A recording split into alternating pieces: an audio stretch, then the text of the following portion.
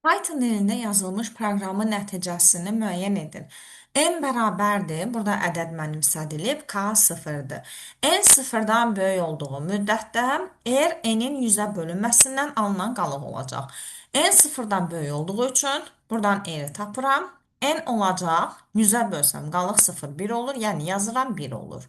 İndi əgər aldığım qalıq 1-dən böyükdürsə, K bərabərdir. K plus R böl 2. Əks halda, bizə əks halda uyğun gəldiyi üçün əks haldaya baxacam. K 0 idisə, indi 0-ın üzərinə gələcəm, R vur 2-ni. Yəni K olacaq 2 və N-in qiyməti 10-a bölünüb tam hissə götürüləcək. Yəni sondan bir rəqəmi silinəcək. Yenidən dövr edirəm. N sıfırdan böyükdür. Bu dəfə R olacaq. Ədədi 100-ə bölsəm, qalıq eləyir 10. Birdən böyükdürmü? Hə. Hə dediyim üçün bu dəfə K-nı tapanda 2-nin üzərində gələcəm. Onun 2-yə bölünməsindən tam hissəni, yəni 5-i. Ona K olacaq 7 və N yenə də ona bölünür, yəni son rəqəmi silinir.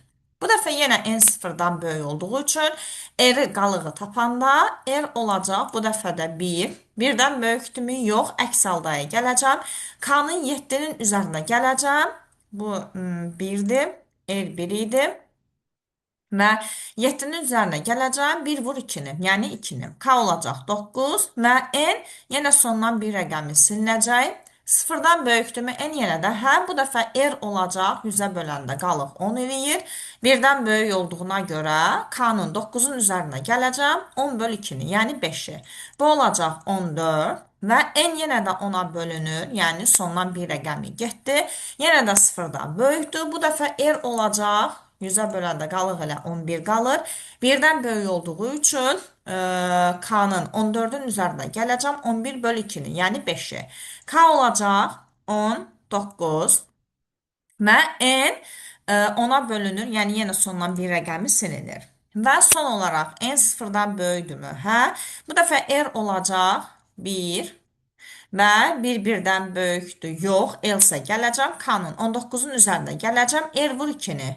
R 1-dir, 2-yə vuracam. 2, 19 üzərinə 2 gəlsəm, K olacaq 21 və N yenə də 10-a bölünür. Artıq 1-i 10-a bölsəm, tam hissəsi qaldı 0. N 0-dır, 0-dan böyükdürmü? Yox.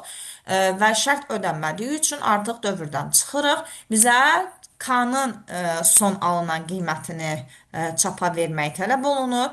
Cavab olacaq 21.